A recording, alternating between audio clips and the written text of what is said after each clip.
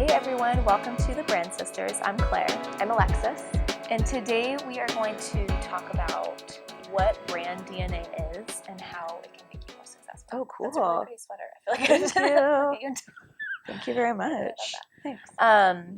Anyway, so, and I'm sure you'll be able to give a lot more insight into this because you obviously have a lot of experience with developing the brand DNA. So recently, just as kind of a little bit of a, intro to what kind of brought me to this, one of our sisters, actually two of them at this point, but one of our sisters recently got genetic testing done. Mm-hmm.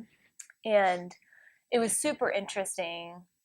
Well, one got it a while ago and then one got it just recently. And she said that it brings up, I've never gotten it done before, but it talks about, personality stuff, like tendencies towards personality, illnesses that you could potentially, get. It's not just, I thought genetic testing was like, you're, 25% Italian, Me too. Like that kind of a thing, but it's evolved so much. Wow. And I'm sure, our listeners probably know even more, but it was super eye-opening, hearing about how in-depth our genetics go and how much it determines and shows, who we are.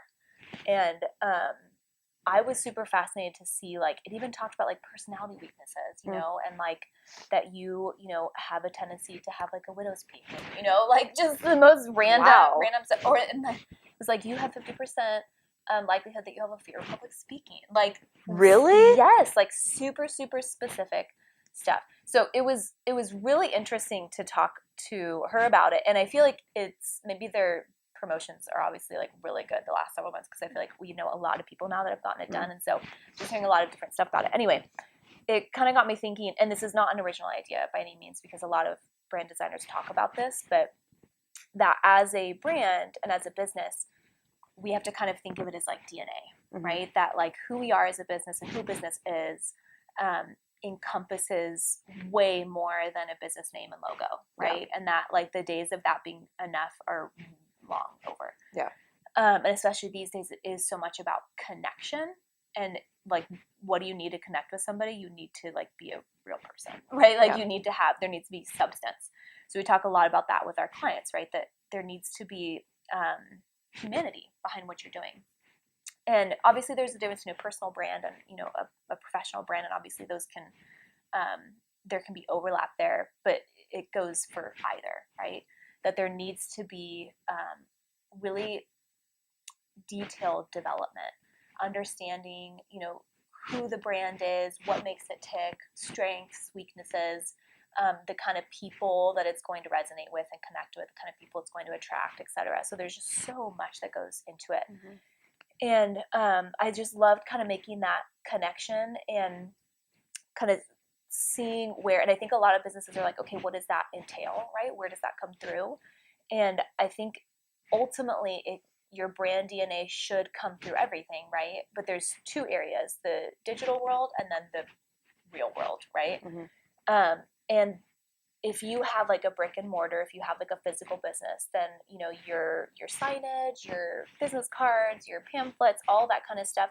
And then shifting into like the digital world, your website, social media, everything needs to look like it's all related. So that, to me, that was kind of I was thinking about our family. So we, there's 6 kids in our family. And everybody looks kind of similar, right? Like and we've gotten this so much growing up. Like if somebody were to look at one of us kids, they would know we're Robin Valjean's kid, right? And I brought this up recently that I feel like one of our distinguishing factors is that we all have big noses. And I know that when I brought this up, you were like, because you have a very beautiful petite nose. It's not like it's the same size as yours, Claire. No, it's not. No, it's not. No. And it's not petite. Okay, but I didn't know it was a big nose. It's an appropriately sized nose for your face.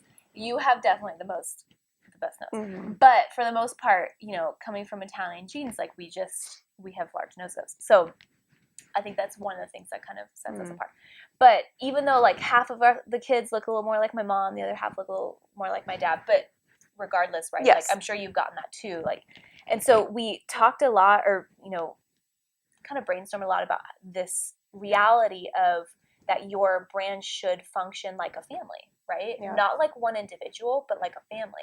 So everything that a business puts out, whether it's a social media post or your website or a business card, whatever, everything should look related. Mm-hmm. I think maybe some people feel like everything should look like the same member of the family, and then what that creates is boredom, right? Absolutely. If you're using like the same Instagram template over and over again, or you're producing the same exact content, you're just, that kind of stuff ends up falling on deaf ears because it's not interesting enough, right? There has to be some variety there. But at the same time, I think that this is usually the more common error, is that you add too much variety, right? And then, like adopted sibling members. Yes, exactly. Precise. Or like distant cousins. Yes. To where if you were to put everything out there, like you can't tell that they're coming from the same business. Yes. Right?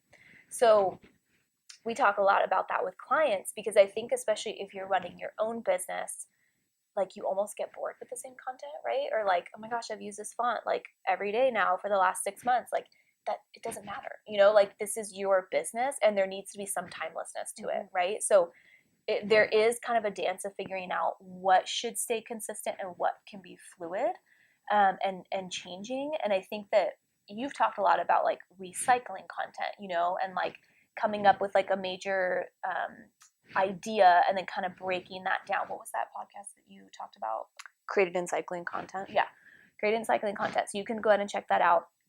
So there are ways to avoid the monotony on the business owner side, but also maintain the interest on the your ideal audience side. So I guess just to kind of sum it up and put it all together, it is important to recognize that brand DNA is a thing, right? To think of your brand and business as like a family, not just an individual, and definitely not like distant cousins or adopted siblings, but as a family, and to know that everything should look related, right? Not identical, but you want everything to look related, because inconsistency ends up costing you money, right? And we had a different podcast that talked about went into this stat in more detail, but it takes 5 to 7 impressions for your brand to become memorable and recognizable to an ideal audience. And so because of that, if you are, putting out an Instagram post and you have a certain kind of messaging and a certain kind of way that you're presenting it visually, and then, the next day it's like totally different, right? Especially if it's contrasting, then especially, on social media, you're going through things quickly, right? And you have to make sure that you're doing everything you can to make sure that people can connect the dots, right? They see your content and they can file it away as being part of your brand, right? So making sure that you have that consistency is key. And are we just, other than visuals, right? I mean, visuals make sense. You're talking to about like brand voice, right? And like the what you're saying and the way you're saying it and the words you use, like those type of things as well, right? It's like the whole package. Right. Yes. Yes. Absolutely. And maybe that we could save that for another time of going into detail with that. But yeah, absolutely. If you have like a compassionate, comforting brand voice in, one capacity, like maybe your blog posts are very compassionate, warm, and then your social media is like edgy and it doesn't create a consistent messaging, and then your audience just is confused, right? And they're seeing distant cousins, not siblings. Yes. So it is important to make sure that you have that. And we've talked a lot about, I think in some of our early episodes, of how to do that, right? How to create that consistency. And I think you walk, the listeners like step by step of how to create that consistency and doing that like groundwork. Right. Because it makes this so easy. Absolutely. It's just everything else becomes so streamlined when you do have all that groundwork and that, that foundation done. So if you want to hear a little bit more